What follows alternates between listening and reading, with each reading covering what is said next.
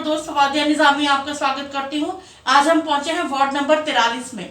यहाँ पर श्री मुकेश डबराल जी हमारे साथ हैं, जो कि भाजपा परिवार से जुड़े हुए हैं और नमो ऐप के संयोजक भी हैं। आइए इनसे जानते हैं कुछ सवालों के जवाब। सर नमस्ते। नमस्कार जी। सर आपसे जानना चाहते हैं, आप इस क्षेत्र में इतने समय से रह रहे हैं और आप बहुत लोगों के सुख दुख में खड़े रहते हैं और कई संस्थाओं से भी जुड़े हैं। लोग आपको पसंद करते हैं और जल्द ही आपको एज अ पार्षद देखना चाहते हैं। तो सर आपसे जानना चाहते हैं, आपकी आगे की क्या तैयारी है, आप कुछ बताना चाहेंगे? जी, मैंने पार्टी में आवेदन तो कर रखा है पार्षद पद के प्रत्याशी के लिए।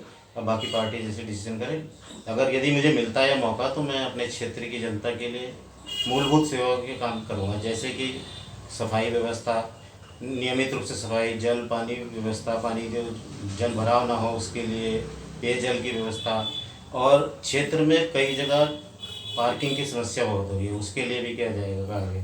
और जैसे गर्मी हो रही है, पेड़ पौधों के लिए जहाँ भी खाली जगह होंगे वृक्षारोपण वगैरह करके जाए। क्षेत्रीय बच्चों के लिए पार्क में खेल कूद के लिए जैसे झूले वूले लगाए जाएँ।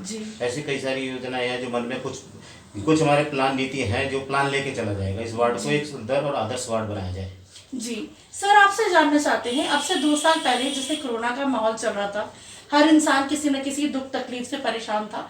तो सर आपसे जानना चाहेंगे, आपने उस टाइम पे लोगों की किस तरह से हेल्प करी, आप थोड़ा कुछ बताना चाहेंगे? हाँ जी, कोरोना काल में हमने विभिन्न संस्थाओं के माध्यम से सैनिटाइजर, मास्क वगैरह वितरण कराया, खाद्य सामग्री वितरण कराया। इसमें हमारे मतलब विधायक जी की तरफ से भी सैनिटाइजर वगैरह बंटवाया, हमारे अग्रवाल जी महानगर अध्यक्ष उनकी तरफ से भी सैनिटाइजर वगैरह बंटवाया। यहाँ हमारे मंदिर प्रांगण में हमने बंटवाए, और खाना, पका हुआ खाना भी बंटवाया हमने, राशन भी बनाया, सूखा राशन भी बंटवाया लोगों की संस्थाओं के थ्रू से। अपने क्षेत्र में बहुत से लोगों को लेकर आए जिससे लोगों को लाभ मिले। सर बहुत अच्छा काम कर रहे हैं आप। सर आपसे एक बात और जानना चाहूंगी, जैसे कि मतलब आप इस क्षेत्र में रहते हैं, बहुत समय से रहते हैं, तो आपने इस चीज़ को देखा होगा कि हमारे बहुत से युवा साथी, युवा बच्चे बेरोजगारी कह लीजिए या कोई अन्य कारण नशे की तरफ चले गए हैं।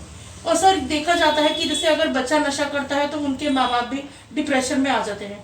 तो सर आप हमारे चैनल के माध्यम से उन युवाओं को या उनके माता पिता को कुछ कहना चाहेंगे?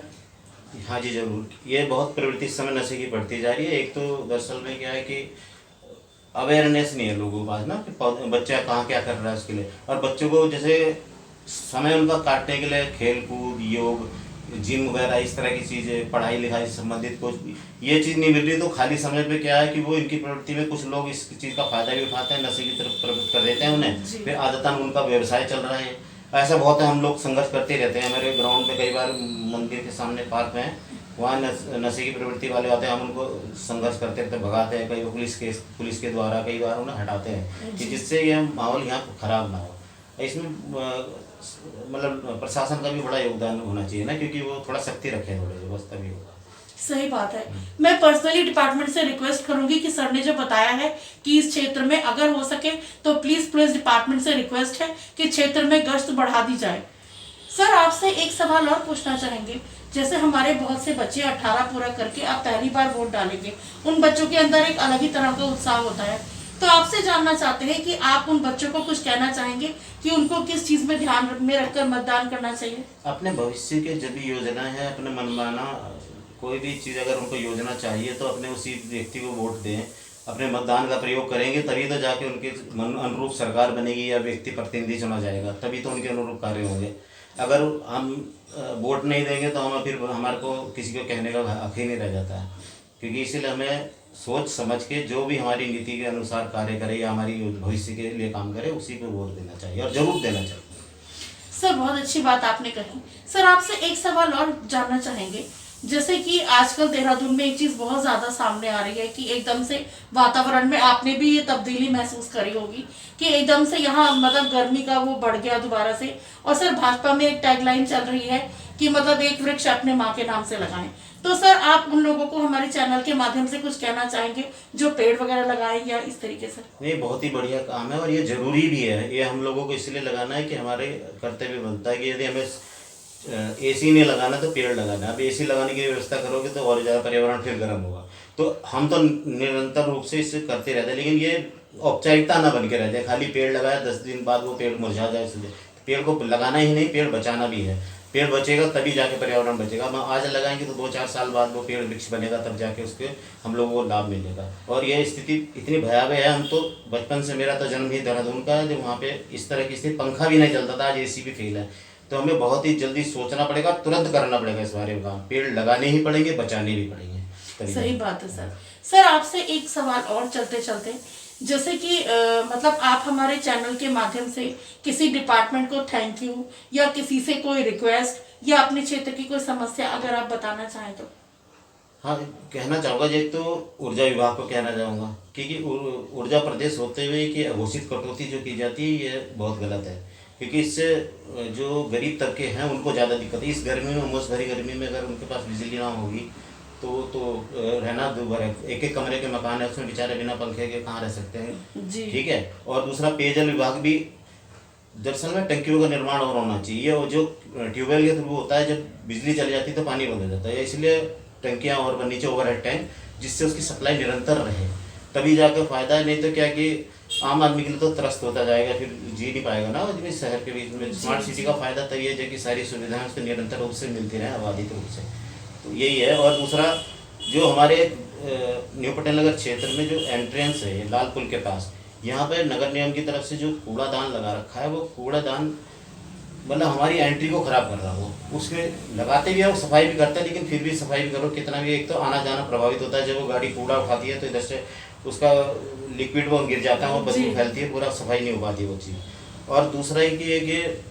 जैसे कहीं भी, जैसे सत्तवाली के क्षेत्र में वहाँ कुछ सड़कें खड्डे वाली बड़ी है, खड्डे नहीं, खड्डे हो रखे वहाँ को बनी है बरसात में, और ये बरसात में पानी ओवरफ्लो कर जाता है। कुछ हमारे क्षेत्र में कुछ खड्डे वाली बड़ी है, खड्डे नहीं, खड्डे हो रखे वहाँ को बनी है बरसात में, और ये बरसात में पानी ओवरफ्लो कर जाता है। कुछ हमारे क्षेत्र में कुछ अघोषित डेयरी हैं जिनका गोबर नाली में जा रहा है, और वो कुछ मतलब लापरवाही हो रही या अनदेखी हो रही, उसके कारण वो पूरी सड़क में गोबर आ जाता है। उसका भी कुछ ना कुछ नगर निगम को सोचना चाहिए, करना चाहिए। मैं पर्सनली डिपार्टमेंट से फिर रिक्वेस्ट करूंगी कि सर ने जो समस्या बताई है, किसी आला अधिकारी को, जेई को भेजकर इस समस्या का निदान करने की कोशिश करें। सर आपने से एक सवाल और, जैसे कि अब हमारे बहुत सारे त्योहार आने वाले हैं, 15 अगस्त आएगा, रक्षाबंधन आएगा, जन्माष्टमी आएगी, तो सर आप हमारे व्यूअर्स को त्योहारों से रिलेटेड कुछ कहना चाहें तो। हाँ जी, जैसे आप सबको बहुत बहुत बधाई जो अग्रिम रूप से। और 15 अगस्त को हम तो सार्वजनिक रूप से मनाते ही हैं, इसमें न्यू पटेल नगर पार्क में निरंतर ये मनाते हैं। और इस ओकेजन में भी लोग पेड़ लगा सकते हैं, बहुत बढ़िया मौसम सीजन भी है। इसी में अपने भाई बहन अपने उससे लगा सकते हैं, राष्ट्र के नाम लगा सकते हैं पेड़, किसी शहीद के नाम से पेड़ लगा सकते हैं, इसमें मुहिम से जोड़ा जा सकता है। थैंक यू सर, आपने मानव चेतना टीम को अपना कीमती समय दिया, इसके लिए धन्यवाद। आपका भी बहुत बहुत धन्यवाद। मानव चेतना के सभी दर्शकों का बहुत बहुत धन्यवाद और आभार। Thank you sir. सर आपकी कहने से हमें आगे काम करने की प्रेरणा मिलती है। Thank you sir. धन्यवाद, बहुत बहुत आपका बहुत। दोस्तों, अभी आपने सर की बातों को सुना। मैं यहाँ के क्षेत्र की जनता से यही अपील करूंगी कि जैसे आपने प्यार, अपना आशीर्वाद अभी तक भैया के साथ बनाया रखा है, तो इसी तरह से ये चीज आगे भी जारी रहनी चाहिए वोटों के रूप में। अगर भैया को पार्षद के लिए पार्टी द्वारा टिकट दिया जाता है तो मैं जनता से यही अपील करूंगी कि भैया को जरूर वोट करें और भैया को आगे लाएं। इनकी सोच अच्छी है, ये युवाओं को, मातृशक्ति को और अपने क्षेत्र को आगे देखना चाहते हैं। इसी के साथ मुझे दीजिए इजाजत। मैं फवादिया निजामी अपने सहयोगी अजय कुमार जी के साथ मानव चेतना न्यूज देहरादून। बने रहे मानव चेतना के साथ, फिर किसी नई शख्सियत के साथ आपकी कराएंगे मुलाकात। तब तक के लिए धन्यवाद। ज्यादा से ज्यादा लाइक और सब्सक्राइब करें। बने रहे मानव चेतना के साथ। जानते हैं उनका भैया के बारे में, डबराल जी के बारे में उनकी क्या राय है। सर आप लोगों को नमस्ते। नमस्कार सर नमस्ते। सर आपसे जानना चाहते हैं, जैसे इस क्षेत्र में मुकेश डबराल जी का नाम सामने आ रहा है एज अ पार्षद के लिए, तो आपसे जानना चाहेंगे भैया के बारे में आप थोड़ा सा कुछ बताना चाहें। मैं डबराल जी को करीब 12 साल से यहाँ देख रहा हूँ। कोई किसी से लड़ाई झगड़ा आज तक नहीं हुआ। पढ़े लिखे अच्छे खासे व्यक्ति हैं, अच्छी बात रखते हैं, बोलचाल का व्यवहार उनका बहुत बेहतर है।